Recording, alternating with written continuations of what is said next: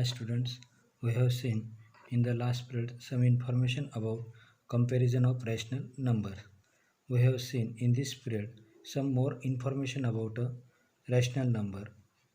The topic name is decimal representation of rational number म्हणजे परिमेय संख्यांचं दशांश रूप. मग परिमेय संख्यांचं दशांश रूप कसं काढतो?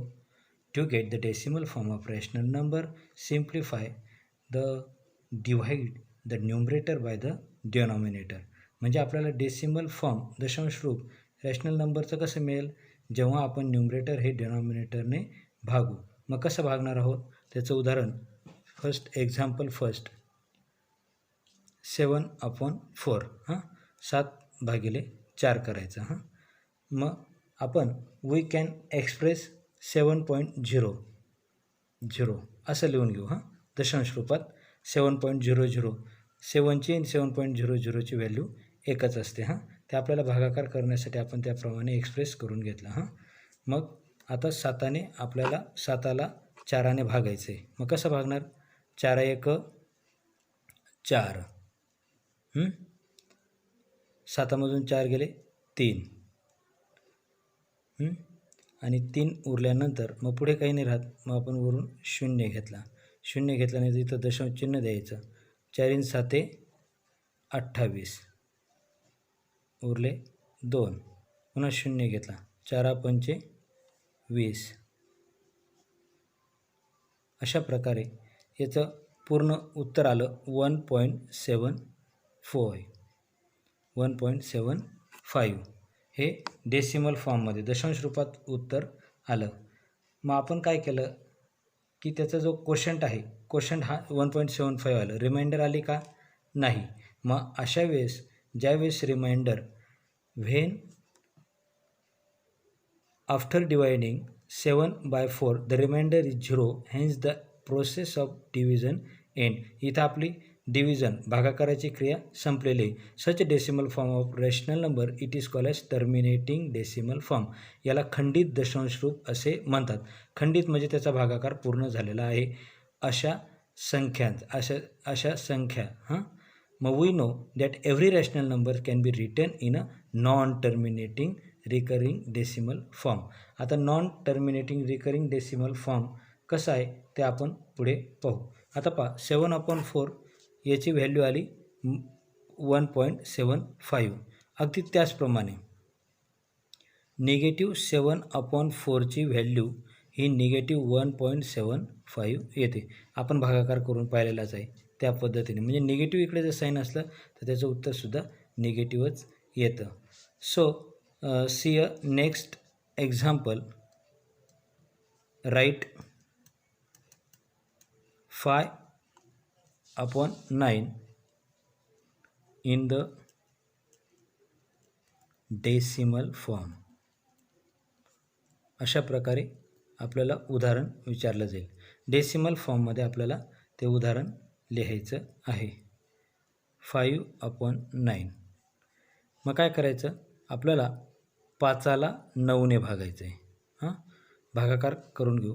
आपण काय करू? त्याचा एक्सप्रेस 5.00 करून घेऊ आपल्या माहितीसाठी. मग 9ने 5ला भाग जात नाही. मग 0 लिहायचा. 0 5. आता पॉईंट नंतर आहे म्हणून इथं पॉईंट देऊन द्यायचं. एक 0 खाली घेतला. 9. आता 9×5 = 45. 9×5 = 45. 9×5 = 45. रिमाइंडर 5. पुन्हा 0 घेतला. 9×5 = 45. 9×5 = 45. पुन्हा 5 उरले. पुन्हा 0 घेतला. 9×5 = 45. असं लक्षात येईल तुमच्या की पुढे आपण जेवढा भागाकार करू अनंतपर्यंत त्याचं शेवटपर्यंत 5 येत राहील. मग जेव्हा असे जे संख्या असतात की ज्याची रिमाइंडर कायम 30 येत असते, ज्याची रिमाइंडर 30 किंवा त्याचं जे उत्तर आहे 0.5555 पुढे अनंत इन्युमरेबल.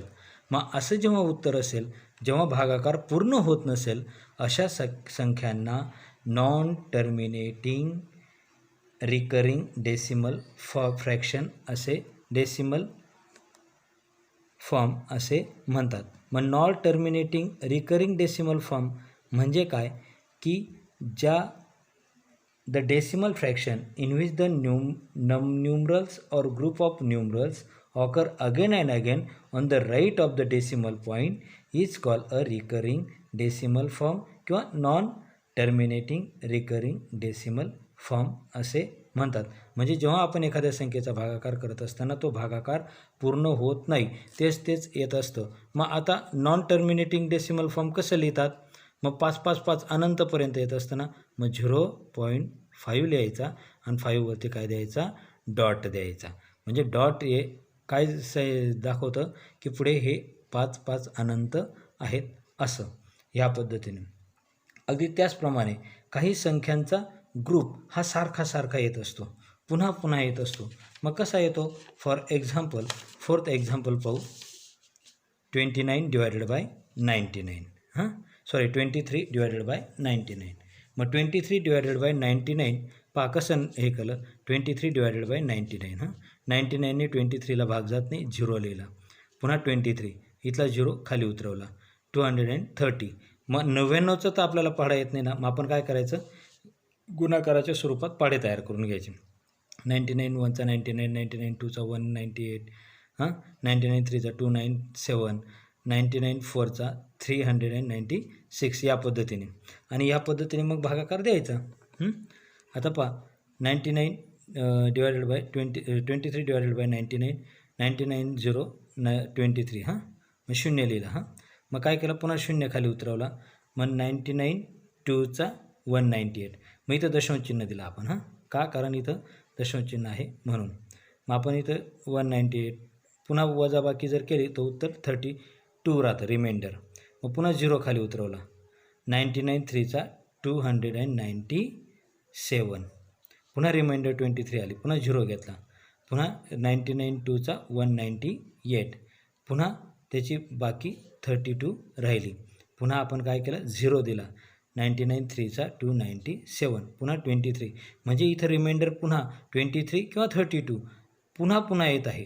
म्हणजेच याचं पुढे अनंतपणे याचा भागाकार होणार नाही. म्हणजे हा भागाकार कधीच पूर्ण होणार नाही. मग असं जेव्हा असतं तेव्हा आपण काय लिहिलो? 0.23 23 23 23 23 23 आणि पुढे डॉट लिहायचं. डॉट काय एक्सप्लेनेशन हे आपल्याला काय दाखवतं? इनन्युमरेबल. पुढे हा भागाकार अनंत आहे. मग अशा वेळेस काय करायचं? 0.23 लिहायचं आणि आडवी रेष द्यायची, तो ग्रुप दाखवण्यासाठी, नंबरचा ग्रुप दाखवण्यासाठी. अशा प्रकारे आपण decimal representation of rational number हा भाग पाहिला. याच्यानंतर आपण इरॅशनल नंबर्स पाहू. मग what is irrational numbers?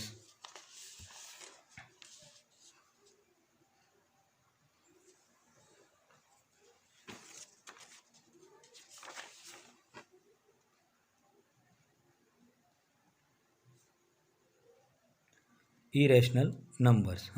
In addition to rational numbers, there are many more numbers on a number line. They are not rational numbers, that is they are irrational numbers. म्हणजे दोन परिमेय संख्यांच्या मध्ये अनंत असे अपरिमेय संख्या आहेत. मग कशा? फॉर एक्झाम्पल √2, √5, √6, √7 यासारख्या ज्या संख्या आहेत या इरॅशनल नंबर्स आहेत. मग we learn how to show the number line √2 on a number line. म्हणजे आपण √2 हा नंबर लाईनवरती संख्या रेषेवर कसा दाखवतात ते आता आपण पाहू. पहा representation of irrational numbers on a number line. Draw line first. आपण काय करायचं? अगोदर एक लाईन काढून घ्यायची. त्याच्यानंतर आपल्याला माहितीच आहे मध्ये 0 घ्यायचा, नंतर इकडे 1, इकडे -1 या पद्धतीने. Take 2 points on a O point and A point. O point indicates 0 and A point indicates 1. मग आपण काय केलं? 1 वरती पुन्हा इथं एक रेषा काढली. कोणती? Perpendicular lines. Draw perpendicular line L on a point A. Point A वरती आपण परपेंडिक्युलर लाईन. परपेंडिक्युलर लाईन म्हणजे आपल्याला माहितीच आहे जिथं 90 अंशाचा कोन तयार होतो दोन रेषांच्या मध्ये, त्या पद्धतीने. मग आपण काय करायचं, टेक अ कंपास घ्यायची. Take a compass and gives a distance between 0 and 1. 0 आणि किंवा ओ बिंदू आणि ए बिंदूचं जे अंतर आहे ते अंतर आपण इथं वरती रेषेवर टाकायचं आणि जिथं तो इंटरसेक्ट झालेला आहे त्या बिंदूला नाव द्यायचं पी बिंदू.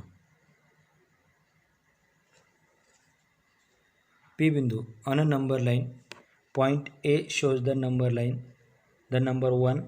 Draw a perpendicular line, take a point P on a line L such OA. OA अंतर जे आहे तेच अंतर APचं आहे. AP is equal to 1 unit. या दोघांचं अंतर एकक असे मानू अँड ड्रॉ सेगमेंट OP. आता O आणि P जोडून घ्यायचे आहेत. पट्टीच्या सहाय्याने, स्केलच्या सहाय्याने आपण जोडून घेऊ.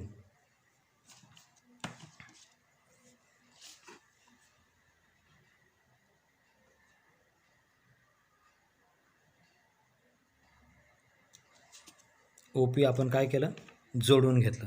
जोडल्यानंतर the OAP form a right angle triangle. OAP हा राईट अँगल तयार होतो.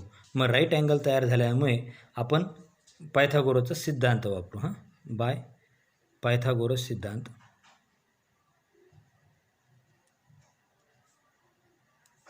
Pythagoras theorem. मग पायथागोरसचा थेरम काय म्हणतो की त्याचा जो हायपोटेनस स्क्वेअर, मग याचा हायपोटेनस कोणता आहे, OP हा त्याचा कर्ण आहे. कर्णाचा वर्ग बरोबर एका बाजूचा वर्ग. एक बाजू कोणती आहे, मग एक बाजूचा वर्ग म्हणजे OA बाजूचा वर्ग अधिक AP बाजूचा वर्ग म्हणजेच hypotenuse square is equal to its height square plus base square किंवा base square plus height square आहे. मग याचा बेस कोणता आहे, OA आणि हाईट आहे AP. या पद्धती हे 1 युनिट, हे पण 1 युनिट. मग OAचं मेजरमेंट काय आहे, आपण लेंथ काय मानलेली आहे, 1 युनिट. मग एकाचा वर्ग. AP सुद्धा एकच आहे, एकाचा वर्ग. मग एकाचा वर्ग काय आला, 1. या एकाचा वर्ग सुद्धा 1. एकाचा वर्ग एकच असतो. मग OP square is equal to 1 + 1 म्हणजेच OP square is equal to 2. OP square is equal to 2. मग taking a square root on a both side. Square root both साईडला दिल्यानंतर यातला स्क्वेअर निघून जातो, फक्त राहतो इथं OP आणि हा स्क्वेअर रूटमध्ये 2 येतो म्हणजे √2. √2. अशा प्रकारे OPची किंमत आपल्याला मिळाली √2.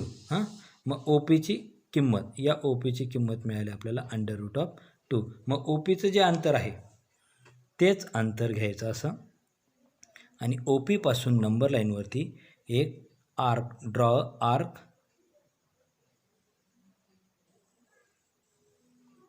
आपण काय करायचा, एक कंस ड्रॉ करायचा.